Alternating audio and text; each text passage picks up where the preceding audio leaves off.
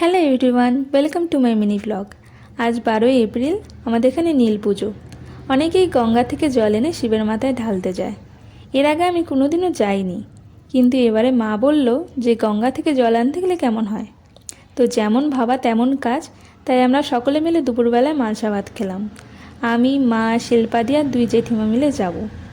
আমরা ওই রাত 11টার দিকে যাব ঠিক করেছি, তাই আলতা পরে নিয়েছিলাম রাতে।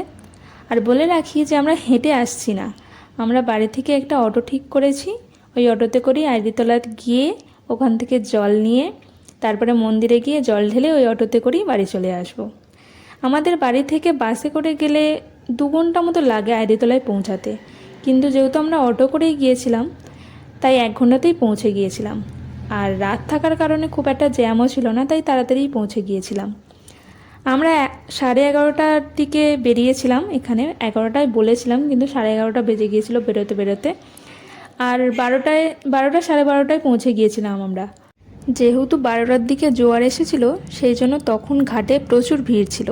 তাই আমরা কিছুক্ষণ গিয়ে বসে একটু খাওয়া দাওয়া করে নিয়েছিলাম। আলু সেদ্ধ, ছোলা সেদ্ধ করে নিয়ে গিয়েছিলাম, সেগুলোই বসে খাচ্ছিলাম। তারপরে ঘাটটা একটু খালি হওয়ার পর অনেকেই চলে গিয়েছিল। তারপর আমরা স্নান করেছিলাম ওই রাত 1:30টার দিকে। প্রথমে মা জেঠিমারা স্নান করে নিয়েছিল, তারপর আমি আর শিল্পাদি স্নান করে নিয়েছিলাম। এখন চারিদিকটা অনেকটাই খালি খালি, সবাই চলে গিয়েছে, শুধু আমরা আর আমাদের মতন কয়েকজনই স্নান করছে শুধু। আর এখানে আমি শিল্পাদিকে ডাকছি। তারপর এখানে আমি ঘটে জলও ভরে নিয়েছি। আর এর আগে কোনোদিনও আমি রাতে গঙ্গা স্নান করিনি, তাই দেখো চারিদিকটা কত সুন্দর লাগছে। রাতের গঙ্গা কতটা সুন্দর দেখতে।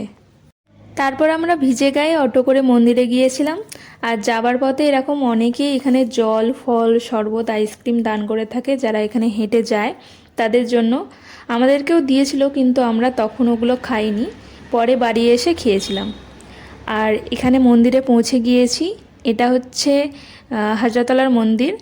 আর আমরা মন্দিরে গিয়ে সবার প্রথমে মন্দিরের পুকুরে স্নান করেছিলাম। স্নান করে তারপরে শিবের মাথায় জল ঢেলেছিলাম। এটা হচ্ছে মেন মন্দির, যেখানে মাঝখানে হাজরা কালী আর এক সাইডে মা কালী আর এক সাইডে শিবলিঙ্গ আছে। তো আমরা এখানেই জল ঢেলেছিলাম। আর আমার মা এখানে গন্ডি কাটছে। তারপর আমরা জল ঢালার পর আবার পুকুরে স্নান করে বাড়ি চলে এসেছিলাম।